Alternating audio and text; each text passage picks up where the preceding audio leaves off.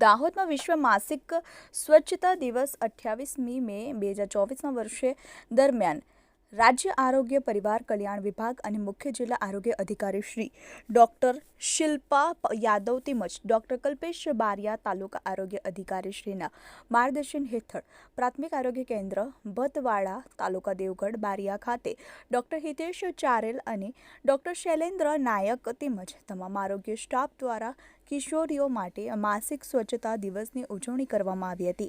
Medical officer દ્વારા કિશોરીઓને માસિક દરમિયાન કેવી રીતે સ્વચ્છતા રાખવી છે તેમજ ખોટી માન્યતાઓ સાથે સાચી માહિતી આપી કિશોરીઓને માસિક દરમિયાન ચોખ્ખાઈ રાખવા બાબત વિસ્તૃત સમજૂતી આપવામાં આવી હતી।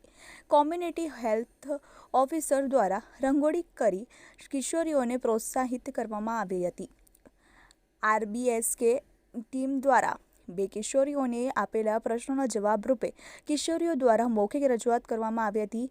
એડોલેશન હેલ્થ કાઉન્સેલર દ્વારા આરકેએસકે પ્રોગ્રામ અને પ્રાથમિક આરોગ્ય કેન્દ્રના એડોલેશન ક્લિનિક સેવાઓની તમામ માહિતી આપવામાં આવી। કિશોરીઓ અને પિયર એજ્યુકેટેડ પીએસસીના એડોલેશન ક્લિનિકના વિઝિટ લઈ કિશોરીઓ દ્વારા સાઇન કેમ્પેઇન કરવામાં આવ્યું હતું।